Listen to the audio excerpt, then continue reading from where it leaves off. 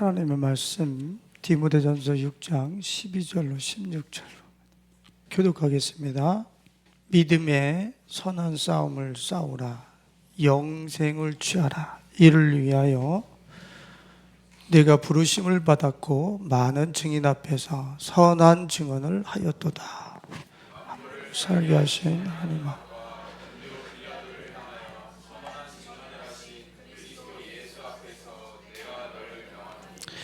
우리 주 예수 그리스도께서 나타나실 때까지 흠도 없고 책망받을 것도 없이 이 명령을 지키라.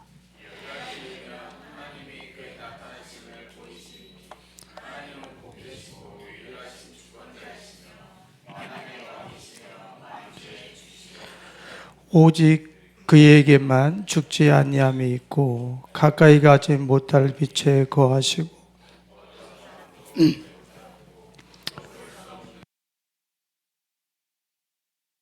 권능을 돌릴지어다. 아멘. 전쟁과 평화라고 하는 제목으로 말씀을 나누려고 합니다. 톨스토이의 문학 작품을 얘기하려고 그런 게 아니고, 평화는 하나님의 나라라고 하는 평강, 에이덴의 안에 그 평화가 있고 복지와 번영이 있어요. 그러나 우리 성도님들께서 진정으로 살길 원하는 저 평화의 세계, 에이덴의 복지와 번영, 평화의 저 세계를 우리가 일상생활 속에서 실제적으로 실시간적으로 내가 살고 싶으면 무엇이 필요하다는 얘기입니까? 전쟁이 필요하다는 얘기예요. 어떤 물리적인 전쟁을 얘기하는 것은 물론 아닙니다. 근데 성경을 보면은 하나님의 나라를 향하여 가는 민수기도 전쟁 모드예요. 애굽에서 탈출해서 가나안을 향해 가는데도 여호와의 군대예요. 여호수아가 가나안 땅을 정복해 들어가는 데 있어서도 전쟁 모드예요. 그러니까 우리가 그렇게 살고 싶은 하나님의 나라는 전쟁이 선행되어지지 않으면 저 세계는 우리가 정복할 수도 없고 내가 취할 수도 없다라고 하는 사실을 성경에서는 하나님 말씀은 우리에게 분명히 천명하고 있습니다.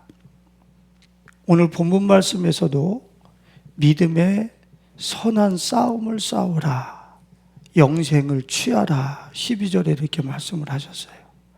이것도 무슨 말씀이냐면 영생을 취하라는 저 이야기는 우리가 다분히 그냥 영원히 사는 삶, 천국에 가면 영원히 사는 것 아니야? 저 영생은 그런 영생을 얘기하고 있는 게 아니에요. 저 영생은 하나님의 나라를 지금서부터 실시간적으로 계속 영원히 살아가는 생명을 영생이라고 그러는 거예요.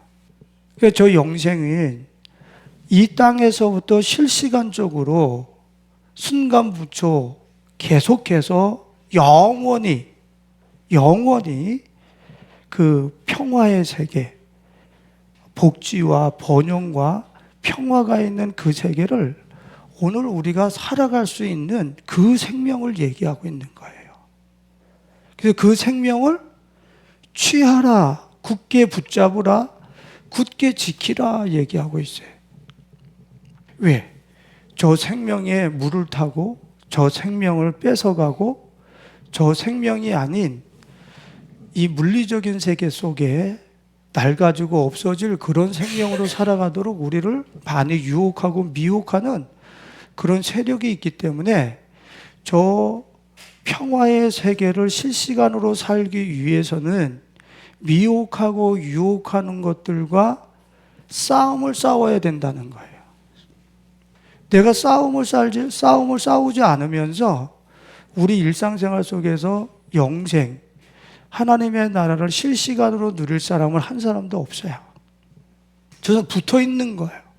싸움과 영생, 평화, 번영과 복지, 평화의 세계는 싸움과 맞물려 있는 거예요. 14절에 보면은 그 영생의 세계를 어떻게 표현을 하고 있느냐면은 디모데를 향해서 우리 같이 한번 읽어볼까요? 우리 주 예수 그리스도께서 나타나실 그때까지 흠도 없고 책망받을 것도 없이 이 명령을 지키라 그랬어요. 주 예수 그리스도께서 어떻게 해요? 나타나시는 그때를 영생이라고 얘기를 하는 거예요. 하나님께서 우리에게 주시는 복지, 평화, 번영의 세계가 누가 나타나실 때? 주 예수 그리스도께서 나타나실 때. 15절에 뭐라고 말씀하십니까? 같이 읽어봐요. 기약이 이르면 하나님이 그의 나타나심을 보이시리니 그러죠. 거기까지만.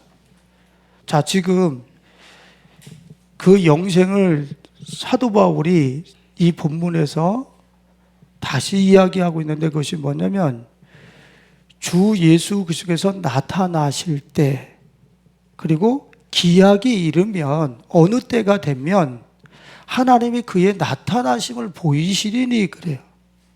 기약이 이르면 우리가 선한 싸움을 싸우다 보면 선한 싸움을 싸우고 있으면 어느 날 보면 영생이라고 하는 주 예수 그리스도가 나타나는 곧 하나님이 우리에게 나타나는 그런 때가 있을 거라는 거예요.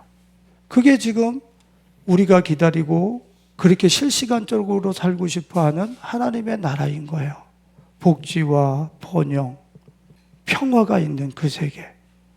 그 여러분들 안에서 기약이 이르러서 때가 돼서 내가 선한 싸움을 싸우다가 내 안에서 하나님이신 예수 그리스도가 나타나기 시작할 때에 내가 그렇게 사모하던 세계가 열려질 텐데 그 에이덴에 그 하나님의 평화와 복주와 번영이 있는 그 세계가 실시간으로 누려질 텐데 그러면 오늘 본문 말씀에서 선한 싸움을 싸우라고 하는 이 명령을 지키라 했는데 무엇과 이 선한 싸움을 싸워야 된단 말이에요.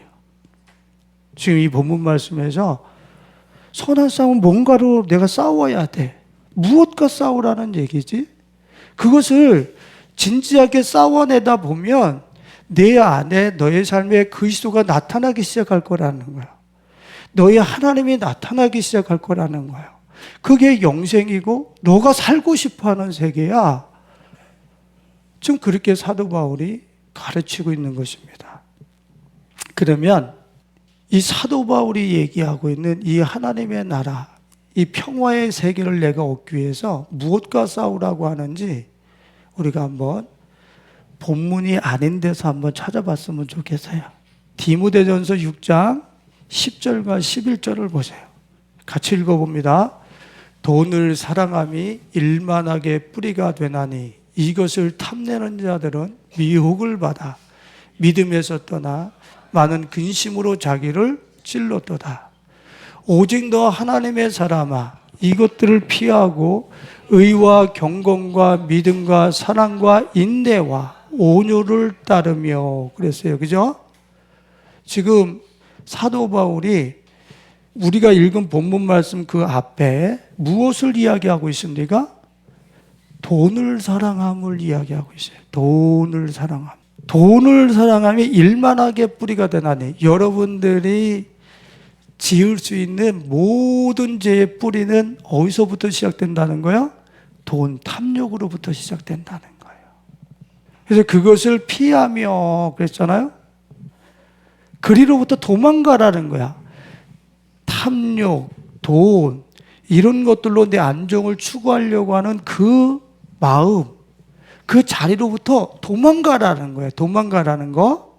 자, 그 다음에 10절과 11절을 얘기하면서 읽지 않은 오늘 본문 말씀 뒤쪽에 보면 17절과 19절을 한번 보겠습니다.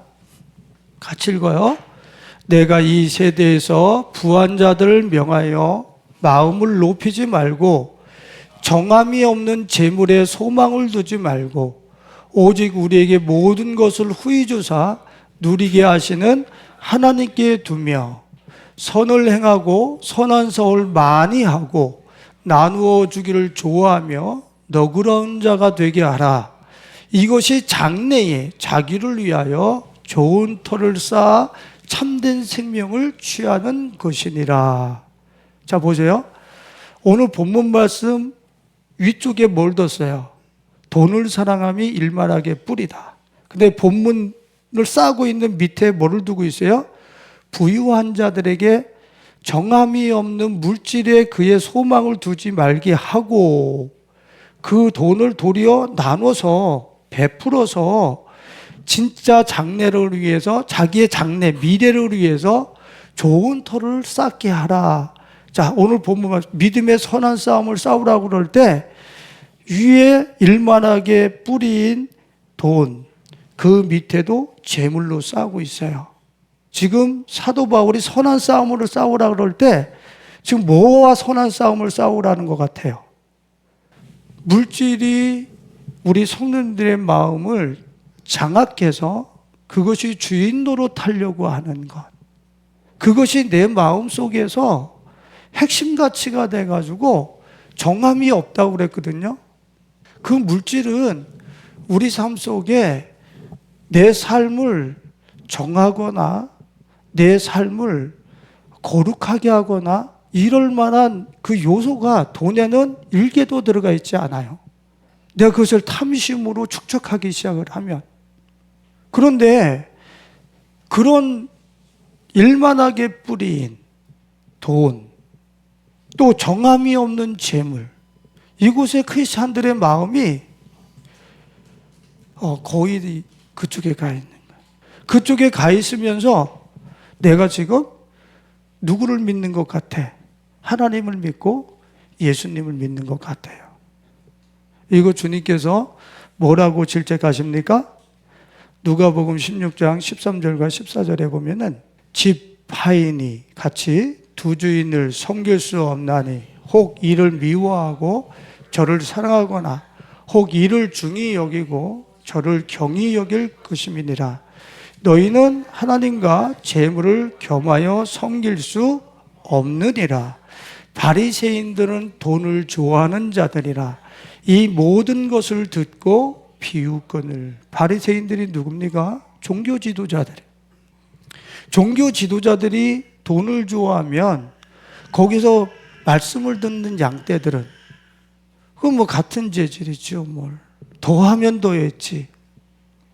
집 하인이 두 주인을 섬길 수 없다. 하나님과 재물을 겸하여 섬길 수 없다라는 얘기는, 이것은 타협이 불가능하다는 거예요. 돈이냐 예수냐, 이것은 타협 가능한 게 아니라는 거예요. 근데 우리는 얼마든지 타협하고 섞어서 우리는 살고 있어요. 어떻게 해요? 예배 드렸으면 우리는 본분을 다 한 거야. 나머지 월요일서부터 주일이 돌아오기 전까지는 또 가서 열심히 재물을 벌고 돈을 벌고 거기에 내 삶을 복종시켜야지. 이걸 우리는 당연하게 생각을 하고 있단 말이에요. 도리어 하나님의 주인이 아니라 우리 실제 생활 속에서는 6일의 주인은 돈이야. 한번 우리 자신들을 잘 돌아보세요. 진짜로 그런가 안 그런가? 그러면서 우리는 예수님을 믿는다 해요. 예수님을 믿는다고 하는 것은 그분은 지금 우리가 이 사도 바울이 이야기하고 있는 영생, 사도 바울이 하나님의 나라라고 하는 평강이라고 하는 에이레네의 모든 자원을 예수님이라고 하는 그분이 그냥 안에다가 다 갖고 계신 거야. 그분 자체가 보물상이야, 그분 자체가. 근데 이분은 내가 일주일에 한 번 예배 드리는 걸로 끝나고 6일은 이 세상에 그 낡아질 지폐와 요새 또 뭐 전자화폐 코인으로 바뀐다고 그러는데 갈아타겠지요. 우리를 한 사람 한 사람 동선을 다 파악하기 위해서는 그런 것들로 바뀐다고 그러는데 거기다가 우리의 인생을 다 무릎 꿇리고 돈이 목적이야. 나머지 모든 시간은. 그것은 뭐예요? 겸하여 하나님과 재물을 겸하여 섬기는데 실제적으로는 겸하는 게 아니고 돈이 주인이죠. 실제적으로는. 왜? 주일날만 이제 하나님이 우리에게 주인인 것 같고 6일은 다 돈 아래 가서 내가 복종하고 살고 있으니까. 돈의 세계에서 살고 있으니까. 그러니까 돈이 실제적으로는 우리 자신들의 주인인 거예요. 열왕기상 18장 21절에 보면은 이스라엘 백성들이 우리와 같은 모습을 똑같이 갖고 있어요. 그 열왕기상 18장 21절에 보면 엘리야가 갈멜산 위에서 바알의 선지자들과 아세라 850대 1로 자기가 싸우잖아요. 그때 그것을 구경하러 나온 이스라엘 백성들이 야, 누가 하나님인지 보자. 엘리야가 섬기고 있는 하나님이 진짜 여호와 하나님인지, 바알리즘을 따르고 있는 그 맘몬과 쾌락을 숭배하고 있는 저 아스다롯과 바알을 따르고 있는 쟤네들이 진짜 하나님인지 우리 한번 가서 구경하자 하고 나온 사람들이 이스라엘 백성들이란 말이야. 이스라엘 백성들이 나와서 이제 구경을 하는데 그때 엘리야가 뭐라고 그럽니까? 같이 한번 읽어볼까요? 엘리야가 모든 백성에게 가까이 나가 이르되 너희가 어느 때까지 둘 사이에서 머뭇머뭇하려느냐? 여호와가 만일 하나님이면 그를 따르고 바알이 만일 하나님이면 그를 따를지니라 하니 백성이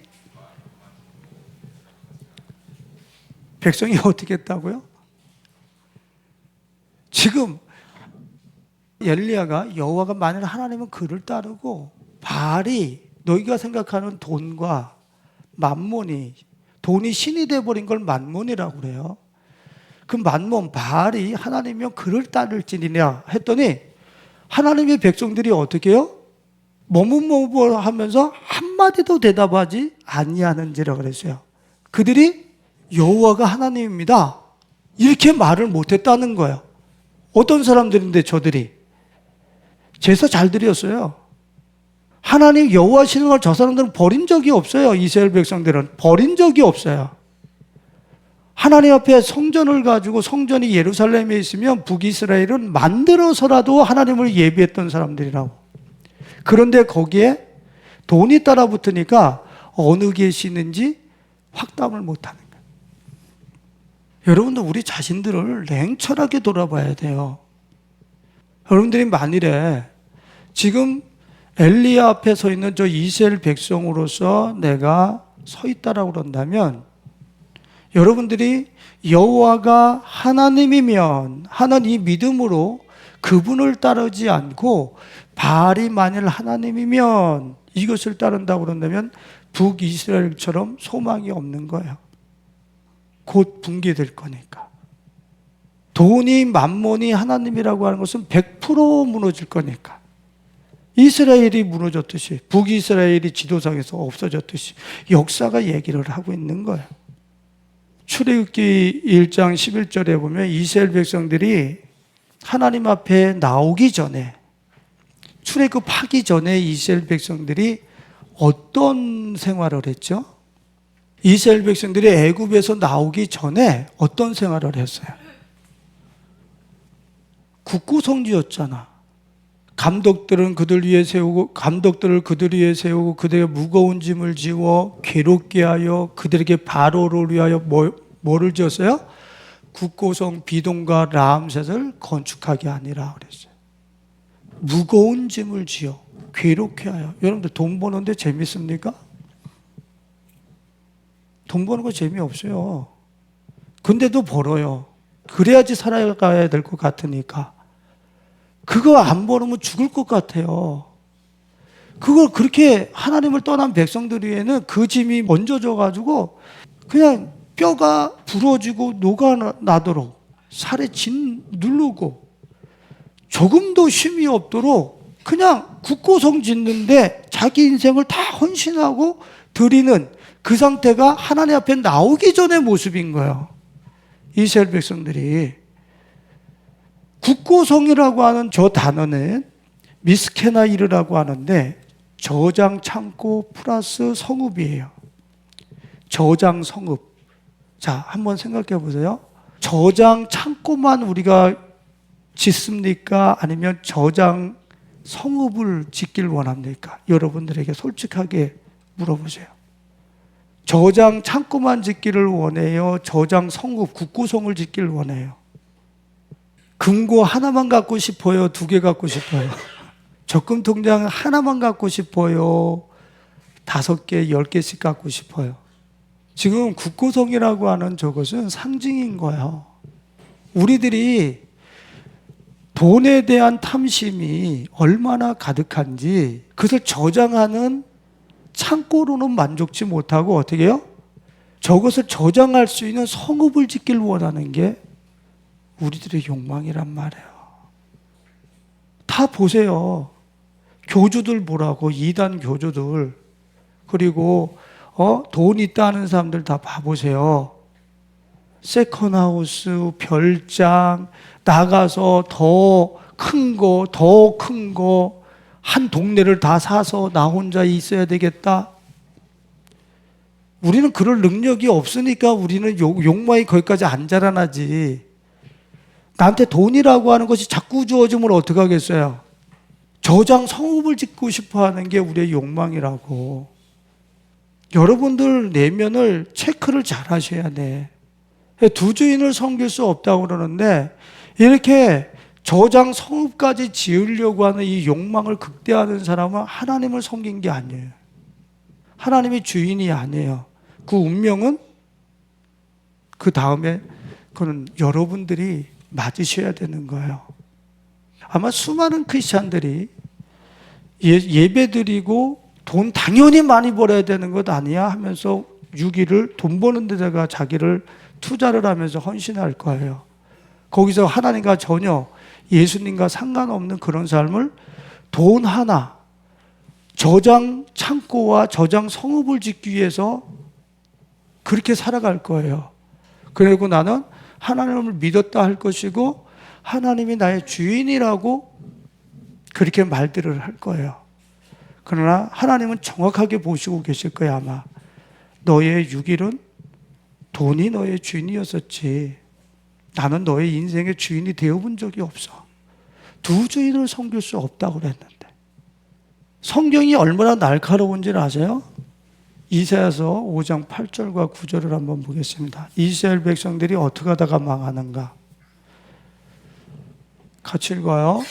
가옥에 가옥을 이으며 전투에 전투를 더하여 빈틈이 없도록 하고 이 땅 가운데서 홀로 거주하려 하는 자들은 화 있을진저 만군의 여호와께서 내 귀에 말씀하시되 정령이 허다한 가옥이 황폐하리니 크고 아름다울지라도 거주할 자가 없을 것이며. 제발 나는 집과 집이 나는 살 능력도 없고 지금 집 사지도 않았어요 이렇게 얘기하지 마세요. 저 욕망을 얘기하는 거예요. 8절에 뭐라 그랬어요? 가옥에 가옥을 이으며 전투에 전투를 더하여. 그러니까 저장 창고가 아니라 저장 성읍을 만들어서 혼자 빈틈이 없도록 자기의 땅을 넓혀서 혼자 거주하려고 하는 자들은 화 있을진저. 돈에 대한 애착과 돈을 향한 집착을 가지고 지속적으로 자기의 마음을 그 욕망을 확장시켜 나가는 너는 화 있을진저 이렇게 얘기를 하는 거예요. 여러분들 세상에서 돈 잘 벌고 돈을 향해서 자기의 욕망을 불태우고 다른 사람이 어떻든 나만 거머쥔다라고 나만 이익을 잘 남긴다라고 생각하는 이 사람들 부러워하지 마세요.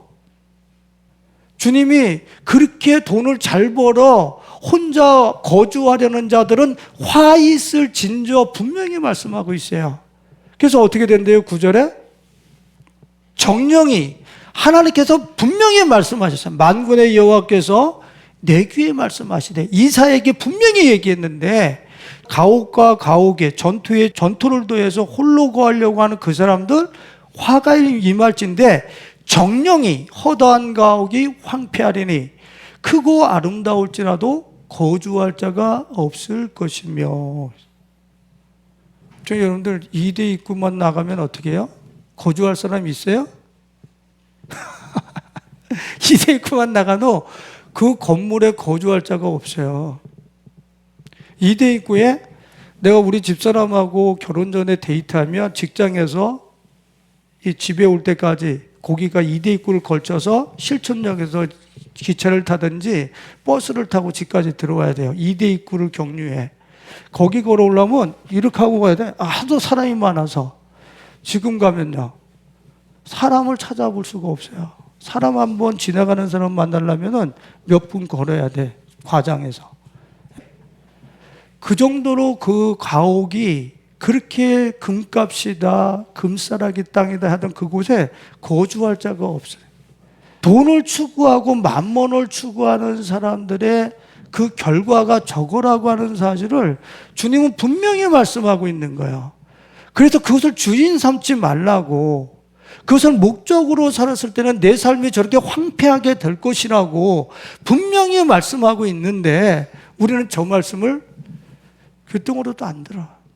눈앞에 보이는 아주 그 얼마 되지 않는 이익이 눈을 가려서 그것만 거머쥐면 내가 행복해지고 안정될 수 있다라고 하는 어리석은 하나님의 말씀을 정면 충돌하는 생활 속에서 하면서 우리가 살아요. 돈 몇 푼 벌어서 내 인생을 뒤집어 엎어보겠다는 거예요. 그게 인생입니까? 그러면 주님은 만일에 우리가 돈 몇 푼 벌어서 우리 인생이 변화되어지고 평화의 세계, 에이렌의 세계를 살 것 같으면 주님은 창세기 1장서부터 요한계시록 22장까지 돈 버는 방법만 제시하셨을 거예요, 아마. 분명히. 왜? 우리의 행복을 원하시는 분이 하나님이시니까. 근데 주님은 일만하게 뿌리다. 돈을 너희들이 생활가치에서 최고 우선순위로 두고 너희들이 그것이 너희들의 주인이 돼서 너를 다스리기 시작하면 너희 인생은 저렇게 황폐하게 돼. 하나도 안 남는다는 사실을 분명히 얘기하고 있단 말이야. 우리 성도님들이 매주 설교를 들으면서 아마 혹시 우리 목사님은 돈 얘기만 하셔. 돈 설교밖에 없으셔? 그리고 성적인 타락에 대해서 자주 말씀하시니까 뭐 설교 제목이 성적인 타락과 만몬밖에 돈밖에 없어?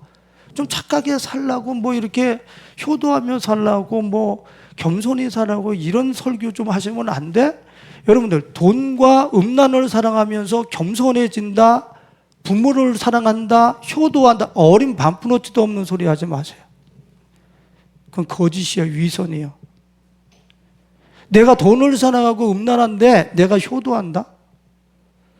내 몸을 내가 지금 더러운데 내주면서 부모한테 효도한다? 내가 돈을 사랑해서 지금 내 인생이 파멸로 나가고 있는데 부모한테 효도한다? 거짓말. 부모가 원하는 건 뭐겠어요? 얘가 안정되게 건축되어주고 살아가는 거. 얘가 내가 낳아준 내 딸이, 내 아들이 몸 아무데나 굴리지 않고 성결하게 살아가는 거. 좋은 남자 만나고 좋은 남편 만나고 좋은 아내 만나고 그게 효도지. 이 두 가지 지금 왜 이 메시지를 계속하냐면 여러분들이 이것에 부서지지 않으면 에이렐의 세계가 오질 않는다니까. 부서져야 된다고. 그래 듣고 오늘 예배 드렸으니까 또 가서 그렇게 살아도 이게 아니고 부서져야 된다고. 오늘 이번 주에 내가 재미난 이야기를 들었어요. 우리 박사모가 이 성경 공부를 하는 그게 있는데 여호수아서를 이렇게 공부할 기회가 있었나 봐요. 거기서 이스라엘 백성들이 요단을 건너가는데 제사장이 요단강 한가운데서 굳게 서서 이스라엘 백성들이 다 건너기까지 그 자리를 굳게 지켰더라 그래요. 이스라엘 백성들이 요단을 건너가서 새로운 세계로 가야 되는데 요단강 한가운데서 굳게 서가지고 다 지날 때까지 그 자리를 계속 지키고 있는 거야. 나는 그 말을 듣는 순간에 그래, 지금 내게 맡겨진 양떼들이 요단을 건너서 에이렌의 세계까지 건너갈 때까지 나는 여기를 굳세게 지키면서 계속 같은 메시지를 주고 계속 반복적인 메시지를 주고 계속 건너갈 때까지, 다 건너갈 때까지 하나도 놓치면 안 되지. 내게 맡겨진 영혼들을. 굳게 서서 누가 뭐라고 해도 이 메시지 해야지. 이번 주 그 확신이 나한테 막 밀려오는 거야. 다른 메시지 해봤자 소용없어. 만몬과 음란이 무너지지 않으면 에이레네라고 하는 세계는 오지 않아. 지금 왜 주님께서 두 주인을 섬길 수 없다고 하는 강력한 메시지를 우리에게 계속 던지시고 계십니까? 이 세계로 너 못 건너가. 이 세계 너한테 오지도 않아. 예배로 퉁친다고? 예배 드렸다고 네 목적이 다 했다고 생각해? 그 메시지를 가지고 일상을 살아내면서 여기를 건너가야 되는 거야. 이쪽으로. 에이덴의 세계로 건너가야 된다고. 이를 위해서 싸움이 필요하다. 싸움이. 이거 한 가지만 하고 우리가 이 싸움에 대해서 좀 이 말씀을 넘어가 보기를 원해요. 여러분들, 그 에서라고 하는 야곱의 형 에서 있잖아요. 그죠? 그 에서가 에돔이라고 하는 제국, 나라를 만들었어요. 근데 그 에돔은 기본 그 성향이 뭐냐면 들사람의 성향이에요. 창세기 25장 27절에 보면 에서는 들사람이더라 그랬어요. 들사람이란 얘기는 나가서 사냥을 하고 돈 벌고 사회적인 어떤 이러한 활동이 왕성하고 능력 있는 사람이었었다는 거예요. 에서는 돈 잘 버는, 쉽게 현대 버전으로 돈 잘 버는 사람이었었다는 거예요. 근데 저 돈 잘 버는 사람이 운명이 어떻게 되는가 보세요. 저가 지은 제국 세계가 어떤 세계가 되는가 보세요. 저 들 사람이 지은 세계가, 에돔이라고 하는 그 세계가 어떻게 될 것인가 한번 우리가 같이 읽어보겠습니다. 자, 같이 한번. 그 궁궐에는 가시나무가 나며 엉겅퀴와 새품이 자라서 승냥이의 굴과 타주의 처소가 될 것이니. 자, 이거 보세요. 에서가 들사람이 돼가지고 열심히 돈을 벌었어요. 여러분들 잘 들으세요. 주위에서 돈 잘 버는 사람이 있다고 그래가지고 부러워하거나 그런 거 쫓아가지 말라고. 내가 그거 쫓아가지 않고 지금까지 온 사람이에요. 그 돈을 잘 벌어서 궁궐을 지었어요. 근데 그 궁궐을 지었는데 어떻게 됐다고요? 가시나무, 그 견고한 궁궐에 엉겅퀴 새품. 가시나무, 엉겅퀴 새품은 저건 다 가시를 얘기하는 거예요. 찌르는 거. 가시나무와 엉겅퀴 새품은 찌르는 가시를 얘기하는 거라고. 쉽게 얘기하면 장미가시, 아카시아 가시, 탱자나무 가시, 이 뜻이 그런 가시가 그 궁궐에 가시가 날 거래. 삼중적 강조죠. 그러니까 돈 하게 되면 그 집이 궁궐을 지었더라도 가시가 찔러대는 것 같아서 평안이 없는 침대, 쉼이 없는 그런 거실, 쉼이 없는 공간이 된다는 걸. 이리저리 찔리고 막 아프고 근심 걱정 이런 곳으로 그 궁궐이 지어진다는 거예요. 근데 우리는 돈 열심히 벌어서 궁궐 지으려고 그러잖아. 정말 저 궁궐과 우리가 원하는 그 안전한 세계, 이거는 에이레네, 전쟁을 통해서 이 돈을 사랑하려고 하는 나와 전쟁을 치러내면서 주님이 취하라고 하는 그것을 취했을 때 저 궁궐은 우리에게 저절로 지어지는 거거든. 근데 우리는 돈을 모아서 궁궐을 지어야 되겠다는 거예요. 그 다음에 뭐라 그랬어요? 새품이 자라서 어떻게 된다고요? 승냥이의 굴과 타조의 처소가 될 것이니 그랬어요. 승냥이의 굴이 뭐예요? 그 안이 야수처럼 짐승처럼 변하는 처소가 되어지고, 타조가 뭐예요? 광야에서 이리 뛰고 저리 뛰고 하면서 맨날 분주함 없이 쉼도 없이 살아가는 게 저 타조잖아요. 그런 라이프 스타일이 된다는 걸 얘기를 하고 있는 거예요, 지금. 여러분들 캄보디아에서 왜 그렇게 우리 한국 젊은이들이 거기까지 가가지고 이 고생을 하는 거예요? 자기들 그렇게 죽임을 당하면서, 물론 관광 갔다가 아픔을 당한 사람들도 있더라고. 근데 대부분이 왜 그렇게 아픔을 당한 거예요? 궁궐제 돈 벌어가지고, 일확천금 돈 벌어가지고 궁궐 짓겠다라고 하는 저 탐욕에 대한 그 의식 가지고 자기 인생의 수를 뒀을 때 그렇게 되는 거잖아요. 그게 나는 빠졌다 그러지 말라고. 내가 물질에 대해서, 돈에 대해서 그렇게 탐욕을 부리고 있으면 내 인생은 싫든 좋든 그들과 똑같은 운명을 맞게 돼 있다고. 짐승된다는 거야. 영과 영으로 사고팔고 사람을 사람으로 여기지 않아. 인격을 인격으로 여기지 않아. 돈이 우선이면 내 자식도 친척도 내 부모도 다 필요 없어. 돈이 우선이야. 장기를 뜯어내든지 그 사람의 생명을 팔든지 영혼을 팔든지 나만 유익이 되면 되는 거야. 돈이 앞서면 내가 짐승이 돼가고 야수가 돼간단 말이야. 돈을 우선으로 하면.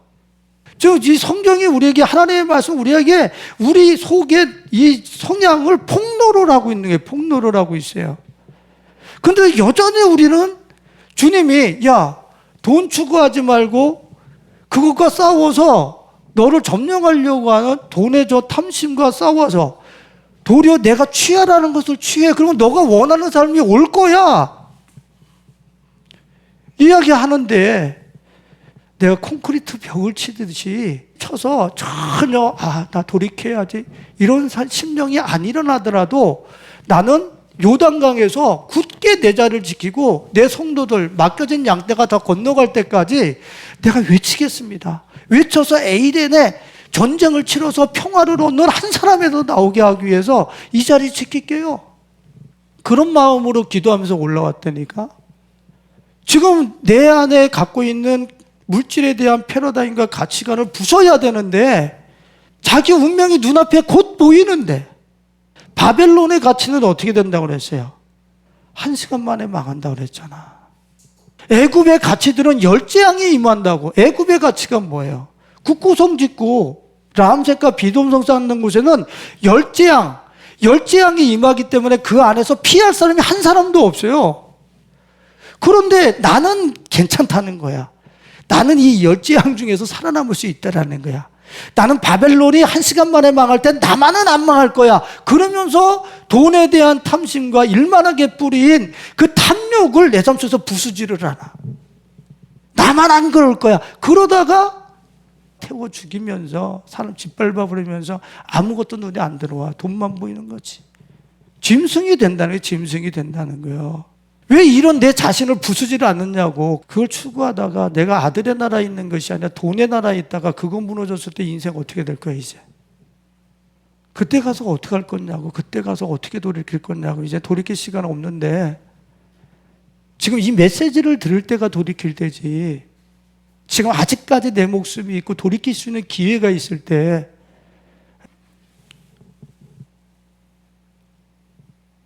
유턴이라고 하는 영화 보셨어요?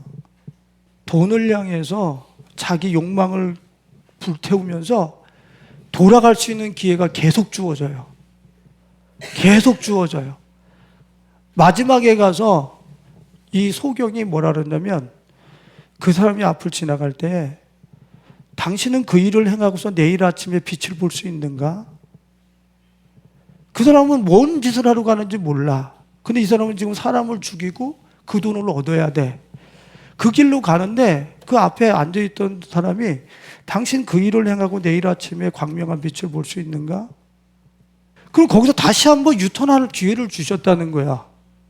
근데 이 사람이 멈칫했다가 다시 제 길로 갑니다. 그리고 끝장나죠.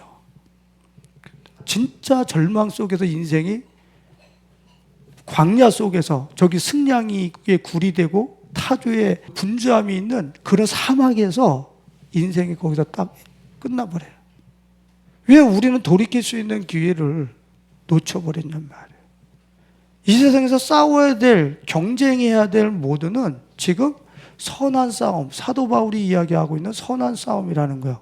칼로스, 제일 고상한 싸움, 제일 아름다운 싸움, 가장 귀한 싸움. 그것이 뭐냐? 지금 일만하게 뿌린 부하려고 하는 내 마음, 정함이 없는 곳에 내 마음을 뒀던 것과 싸우면서 정말 내 인생에서 취해야 될 게 뭔가. 실제 생활 속에서 그렇게 취하면서 살아가는 그 사람들, 그런 선한 싸움을 싸우는 사람이 하나님이 오실 때 가장 아름답고 멋있고 그 사람에게 주님께서는 영생을 주신다고 얘기를 하는 거예요. 오늘 본문 말씀에서 선한 싸움을 싸우라, 영생을 취하라, 붙잡으라, 얻으라 그러잖아. 선한 싸움을 싸우지 않으면서 영생을 취할 수 있는 사람은 아무도 없다고. 돈이 내게 주인이 되려고 하는 것과 싸우지 않으면서 하나님의 나라를 들어갈 사람 아무도 없다고. 아무도 없다고. 근데 교회에서 돈 열심히 버는 사람들 향해서 성실하시네요. 돈 많이 어떻게 사업을 하고 뭐하고 하면은 축복받으셨네요. 돈이 우상인 줄 모르고 그 사람한테. 그 순간에 잠깐 지나가면 이제 그 사람이 황량한 사막에서 궁궐에서 가시가 돋아가지고 전혀 쉴 수 없는 영혼이 될 텐데 그냥 돈 몇 푼 벌면 아주 축복받으셨네요. 참 안타까운 일이죠. 디모데전서 1장 18절에 사도 바울은 우리에게 이야기합니다. 뭐라고 이야기합니까? 아들 디모데야, 내가 내게 이 교훈으로서 명하노니 전에 너를 지도한 예언을 따라 그것으로 선한 싸움을 싸우며. 사도 바울이 가르친 그 예언, 말씀, 주의 종이 선지자를 통하여서 말씀하신 그 예언, 말씀을 따라 어떻게? 선한 싸움을 싸우며. 듣고 우리는 예배 드렸으니까 가서 막 살아도 돼, 이게 아니고 받은 그 말씀을 따라 어떻게? 선한 싸움을 싸우고. 선한 싸움을 싸워야 된단 말이에요. 여호수아서 6장에 가나안 땅에 첫 번째 무너지는 성이 어떤 성이에요? 가나안 땅에서 첫 번째 무너지는 성이 여리고성이란 말이에요. 여리고성. 근데 그 여리고성의 전투 수칙 중에 하나가 제일 중요한 게 뭔지 아세요? 소리를 지르지 말라, 이것도 중요하지만 거기서 뭐냐면 여리고성에서 취한 것을 내가 한 개도 취하지 말고 하나님 앞에 온전히 바치라는 거예요. 여리고성의 전투 수칙이에요. 거기서 취한 것을 온전히 하나님 앞에 드리라는 거예요. 이게 무슨 뜻입니까? 지금 우리가 가나안 땅을 정복해 들어가고 평화의 세계로 들어가고 에이덴의 세계로 들어가는 데 있어서 우리한테 가장 장벽이 되는 게 뭐라는 거예요? 재물이라는 거예요. 아간처럼 돈 몇 푼 얻는데 급급하고 금 몇 개 옷 사는데 급급하고. 지금 그게 여리고성, 진짜 우리가 원하는 평화의 세계, 에이덴의 세계로 들어가는 데 있어서 그게 제일 걸림돌이 여리고성에서 탐심, 탐욕의 성, 그 성벽이라는 거예요. 그거 무너뜨리고 가나안 땅을 진군해 들어가라는 거예요. 이래서 여리고성, 가나안 땅 점령할 때 여리고성 함락할 때만 주님께서 모든 것을 내게 돌려. 네 것 없어. 너의 탐심을 다 무너뜨려. 주님은 이렇게 말씀하시는 거예요.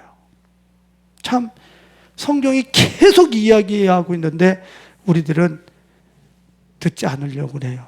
물질관과 재물관과 이런 탐심과 싸우지 않으려고 해요. 그냥 타협하고 적당히 가려고 해요. 그럼 적당히 가려고 그러다가 그렇게 주의 종이 굳게 서서 이야기했는데 여기 건너가지 못해서 그런 사람이 우리 내게 맡겨진 양떼들 중에는 한 사람도 없기를 예수님의 축원드립니다. 굳게 서서 계속 얘기하고 있는데 말이에요. 여러분들 예레미야 6장 16절과 17절을 한번 보세요. 이 듣는 성도들이 여러분들이 이 말씀을 들으면서 그런 내 삶의 모드를, 내 삶의 패러다임을 이렇게 바꿔야 되겠다, 여러분들 그렇게 하십니까 지금?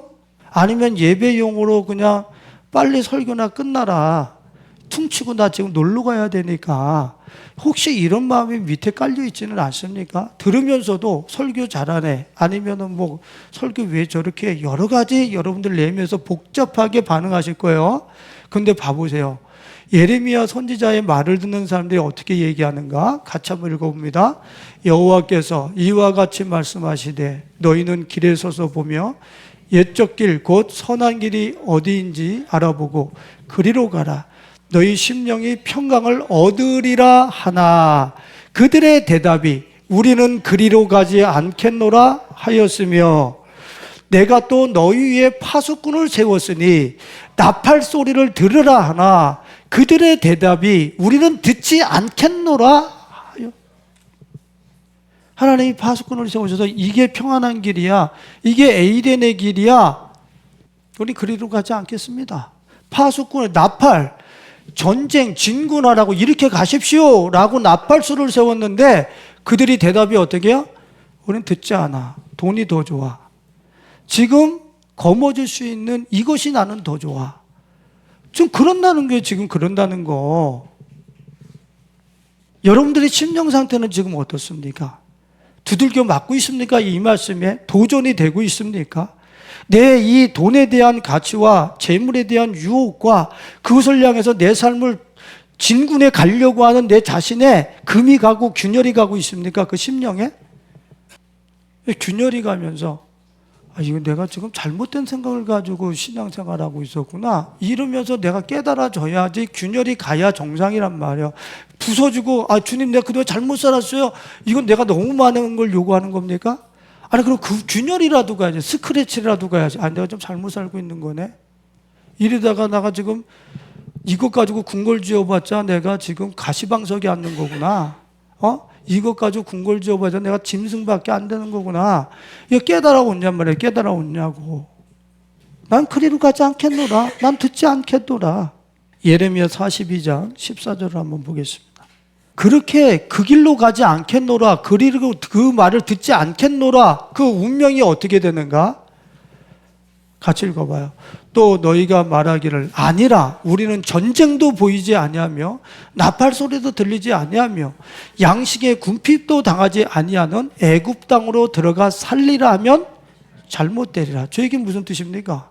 탐심에 대해서 싸우라고 하는 이 전쟁의 메시지를 들으면서 아니 나 그런 전쟁 안 할 거야. 내가 못하러 돈하고 싸워. 돈 많으면 더 좋은 거지. 그래서 나팔 소리? 저 선한 싸움을 싸우라고 하는 나팔 소리 나 안 들을 거야. 그냥 돈 몇 푼으로 배불리고 맛있는 거 먹으러 돌아다니는 애굽으로 나 내려갈 거야. 그냥 나 이렇게 살을게. 그러면 어떻게 된다고? 애굽 땅으로 들어가 살리라 하면 어떻게 되리라? 잘못되리라. 잘못된다고 얘기 하나 저걸로 툭 쳐버리니까 여러분들 그냥 가서 조금 약간 삑살이 나는 게 있겠지 이렇게 생각하십니까? 애굽으로 돌아가서 안정을 취하려고 했었던 사람을 저 바벨론 이스라엘의 북방에 있었던 바벨론 느부갓네살이 내려와 가지고 그 바로궁 앞에서 그 사람들 다 잡아서 다 쳐 죽여버려요. 지금 여러분들이 상상을 해보세요. 바벨론이 이쪽에 있고 예루살렘이 여기 있어. 그러니까 바벨론으로부터 도망가려면 어떻게 해야 돼? 애굽 땅으로 이 남쪽으로. 그래서 이 예루살렘이 여기만 올 줄 알았는데 여기까지 와서 초토화시켜버려요. 잘못 때리라 하는 얘기가 저거. 이루어진단 말이에요. 이루어진단 말이에요. 전쟁 안 해. 난 내 탐심과 돈과 만몽과 나 전쟁 안 해. 더 많을수록 더 많은 걸 내가 영혼을 팔아서 사람을 팔아서 내가 돈을 거머쥘 거야. 저 운명이 기다리고 있는다는 얘기예요. 무시무시한 말씀인 거예요. 우리 선한 싸움을 싸우라. 이거는 그냥 주님이 장난삼아 툭 던진 메시지가 아니야. 그거 선한 싸움을 싸우지 않으면 너 인생 망하는 거야. 네가 원하는 인생 절대로 안 세워져. 그런 세상 오지도 않아. 분명히 우리에게 말씀을 하시고 계신 거라고. 근데 돈 하고 살고. 결론을 내려보겠습니다. 여러분들 이스라엘 백성들 제일 먼저 넘어지게 하는 선지자가 누구예요? 광야에서 발람. 탐심에 눈이 어두워가지고 하나님의 말씀을 거역하면서 이스라엘 백성들을 계속 저주하려고 했었던 발람 선지자. 이 발람 선지자가 돈의 노예가 돼가지고 어떻게 해서든지 이스라엘을 저주해 보려고 그러죠.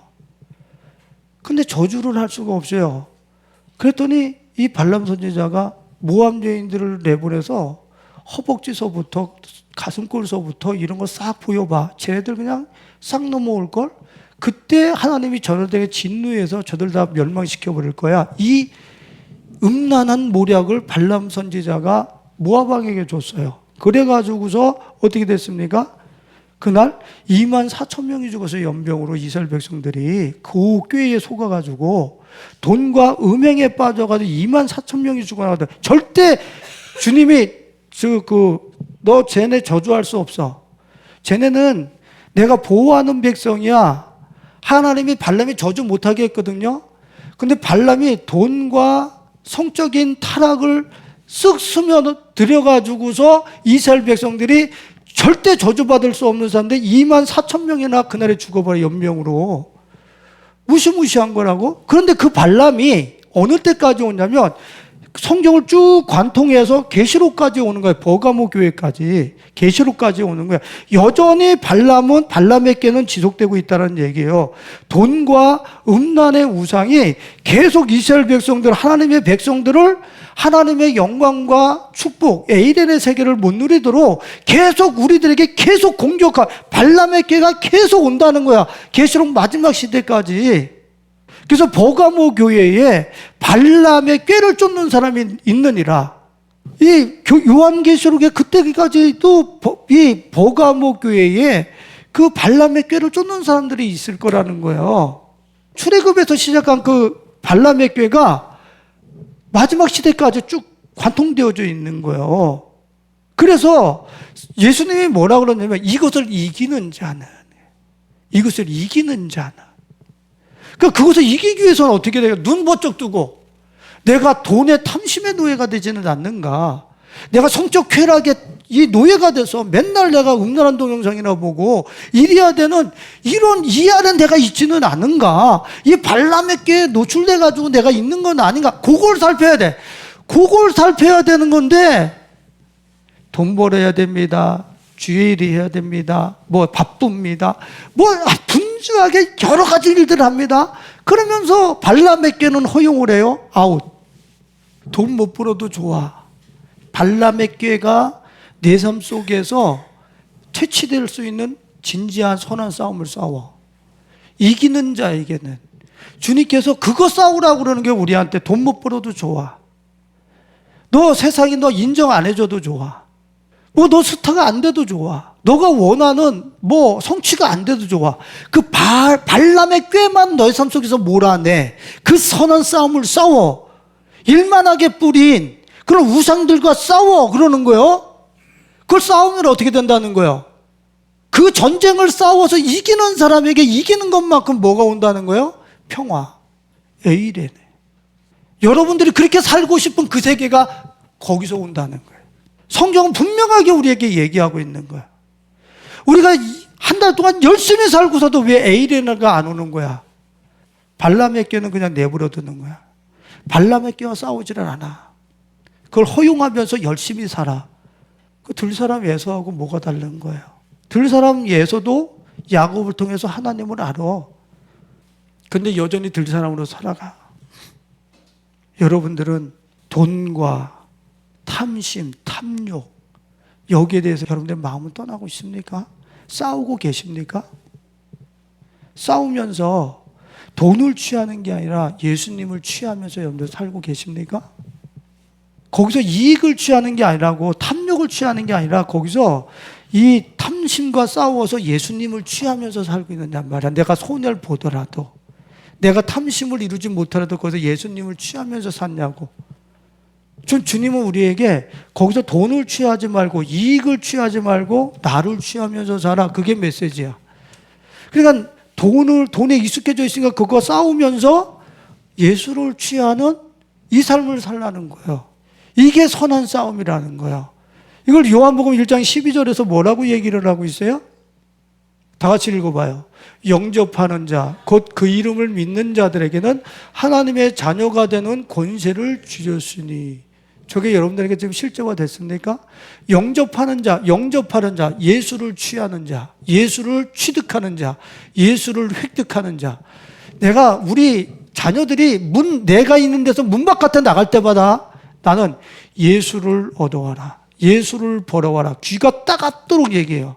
대답 없으면 다시 예수님을 벌어와라. 왜? 저 영접하라는 영접의 저 영접 단어가 예수를 취하다, 예수를 획득하다.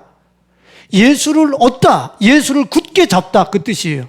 그러니까 예수님을 내 일상 속에서 굳게 잡고 획득하는 그 사람에게는 하나님의 자녀가 되는 권세를 주셨다는 저 엑수시아라고 하는 저 단어는 우리가 알고 있는 디나미스가 아니고 힘과 능력이 아니고 본래적으로 주어진 통치자의 권세, 통치자와 권세의 힘을 얘기하는 거. 본래적인. 그건 이양되지 않는 통치와 권세를 주님이 주시겠다는 거야. dynamis는 내가 국회의원이 돼서 국회의원을 내가 놓으면 그 dynamis는 없어지잖아. 그런데 저 엑수시아 저 권세는 본래적인 통치 권세자야. 저거는 이양되지 않아. 내가 예수님을 취하고 살면, 예수님을 획득하고 살면, 예수님을 이익으로 살면 저 권세가 이양되지 않는 권세가 너에게 수여된다는 거야. 저게 에이렌의 세계인 거예요. 저거 평화의 세계고 평강의 세계라는 거예요.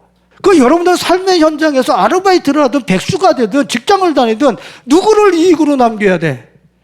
예수님을 이익으로 남기면서 살았을 때의 엑수시아, 이양되지 않는 권세가 내게 주어진다는 걸 왜 성경에서 얘기하고 있는데 일상생활에서 탐욕을 쫓아 산다고. 그 돈 몇 푼을 얻어서 그렇게 내가 잘 먹고 잘 살 수 있겠어요? 돈 몇 푼 얻어가지고? 이 말도 안 되는 세계에다 자기 인생의 수를 두는 거야. 이 말씀만 읽고 말씀을 마치겠습니다. 여러분들의 이 만몬을 향한, 돈을 향한 탐심이 균열이 가고 깨져서 이 에이렌의 세계로 여러분들이 다 진입할 수 있길 예수님의 이름으로 축원을 드립니다. 발람의 꾀를 쫓는 자들이 있다고 그랬어요. 버가모 교회에. 그때에 계시록 2장 16절에 보면은 뭐라고 이야기를 하고 있는지 한번 같이 읽어보겠습니다. 결론이에요. 그러므로 회개하라. 그리하지 아니하면 내가 내게 속히 가서 그들과 싸울 스톱. 여러분들 이 말을 들으면서 하나님의 말씀이, 예수님의 말씀이 여러분과 싸우는 것 같습니까? 아니면 진리네, 아멘이네 이렇게 들리십니까? 아니면 이 말씀이 싸우는 걸로 들리십니까? 여러분들의 이 말을 들으면서 주님이 나한테 싸움을 걸어오신 것 같으면 아직도 희망은 있는 거야. 근데 주님은 싸우리라 그러셨지만 거기서 한 단계 넘어서서 저렇게 살아야지, 아멘, 이렇게 받아들이는 옥토들이 있을 거라는 거예요. 여러분들은 이 말씀이 싸우는 것 같습니까? 도전적으로 들리십니까? 아니면 그렇게 살아야 될 진리로 들려지십니까? 전성호 목사님 왜 이렇게 때리는 설교만 해? 내 설교만 해? 싸우는 것 같아요? 지금 저걸 보고 저는 말씀 하나를 통해서 내가 좀 필터링 되어지고 스캔 되어지는 거지. 17절을 한번 보시겠습니다. 다 같이. 귀 있는 자는 성령이 교회들에게 하시는 말씀을 들을지어다. 이기는 그에게는 내가 감추었던 만나를 주고 또 흰돌을 줄 터인데 그 돌 위에 새 이름을 기록한 것이 있나니 받는 자 외에는 그 이름을, 저건 받은 자만 아는 거예요. 받은 자만. 이 탐심과 발람의 꾀와 싸워서 이긴 자만 아는 거야. 저거는 뭐를? 감춰졌던 만나를 주고 흰돌을 주고 새 이름을 주셨다는 거, 새 생명을 주셨다고 하는 거, 새 예루살렘 에이덴의 세계를 내게 주셨다는 것을 이기는 자만 알게 돼 있는 거예요.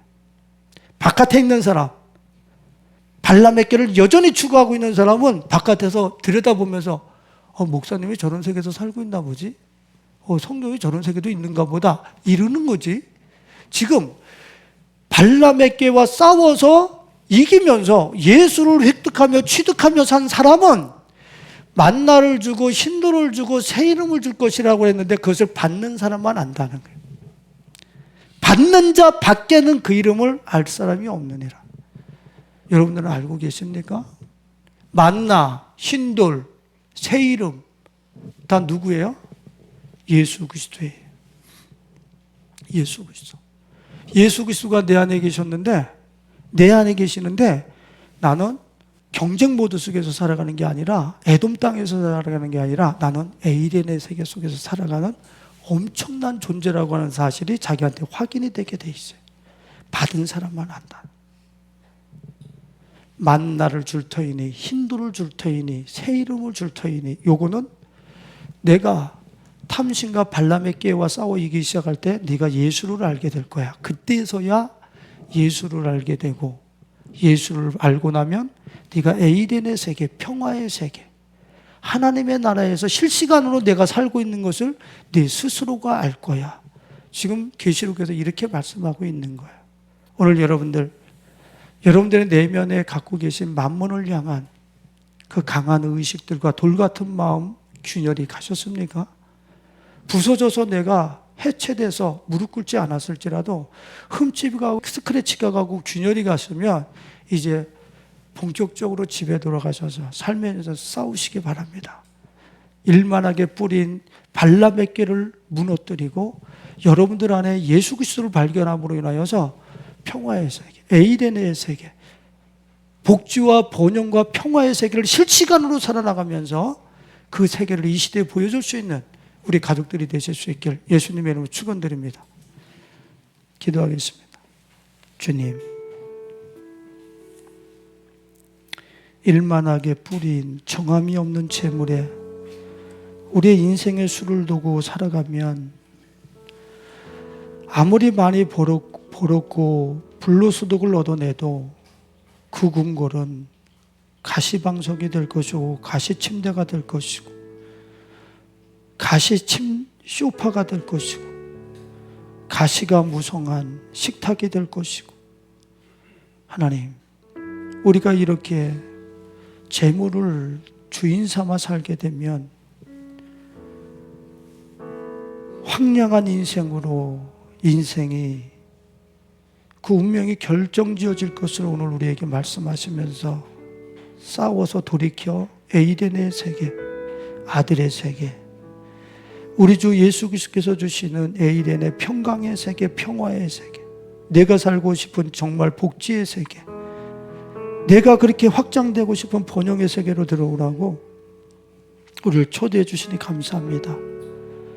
주의 은혜의 말씀을 가슴에 새겨서 이제 한 주간 동안 매일매일 만몬을 추구하고 돈을 추구하는 게 아니라 순간분초 예수님을 취하고 예수님을 획득하기 위해서, 예수님을 이익으로 남기기 위해서 그렇게 살아가게 하여 주옵소서. 그분을 취하고 획득한 것, 영접한 것밖에 없는데 엑수시아, 이양되지 않는 통치권과 권세를 우리에게 허락하여 주시는 그 에이덴의 세계, 그 힘있는 세계, 통치의 세계, 평화의 세계에서 자신이 사는 것을 보면서 이 마지막 시대에 이 신비한 세계를 열어서 삶이 붕괴되어지고 있는 수많은 영혼들에게 열어서 보여주고 이리로 건너오라고 그렇게 다리를 놓아줄 줄 아는 멋진 하나님의 권속들이 되어줄 수 있도록 우리 가족들을 이끌어 주옵소서. 예수님 이름으로 기도드렸습니다. 아멘.